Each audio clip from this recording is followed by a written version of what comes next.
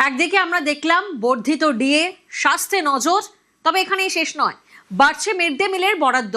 6 টাকা 78 পয়সা থেকে বেড়ে মাথা পিছু 10 টাকা। কেন্দ্রের পোষণ প্রকল্পের আওতায় শিশু ও প্রসূতিদের গরম খাবার দেওয়ার ঘোষণা। কলকাতায় মিড ডে মিল দেবে ইসকন। বাজেটে ঘোষণা রাজ্যের অর্থমন্ত্রীর। প্রাথমিক বিদ্যালয়ে মিড ডে মিলের উপকরণের খরচ 10 টাকা করা হবে। ইসকনের সহযোগিতায় কলকাতা পৌরসভা এলাকায় স্কুলে পুষ্টিকর রান্না করে মিড ডে মিল দেওয়ার ব্যবস্থা করা হচ্ছে। প্রত্যেক আইসিডিএস সেন্টার, প্রাইমারি ও সেকেন্ডারি স্কুলে গ্যাস কানেকশন, সোলার প্লেট, যেখানে প্রয়োজন বাসনপত্র এবং নিরাপদ পানীয় জলের ব্যবস্থা নিশ্চিত করা হবে।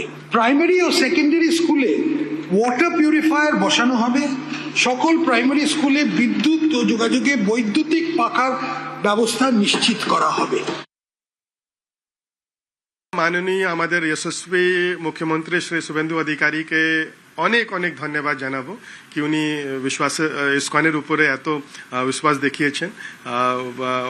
উনি আমরা দেখছি কি লাস্ট এক বছর থেকে, এক মাস থেকে উনি যেভাবে রাজ্যের মানুষের জন্য কাজ করছেন, এটা সরাহনীয়। বাজেটেও দেখলাম কি উনি যত আমাদের বর্গ আছে, ট্রাইবাল থেকে নিয়ে রাজবংশী থেকে নিয়ে সবার উনি বাজেটে খেয়াল রেখেছেন।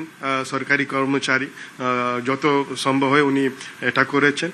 তার সত্ত্বেও উনি আমাদের অর্গানাইজেশনের মতন অর্গানাইজেশনকে মিড ডে মিলের সার্ভ করার জন্য উনি ইনভাইট করেছেন। তো আমরা অনেক অনেক সাধুবাদ আর ধন্যবাদ জানাই ওনাকে।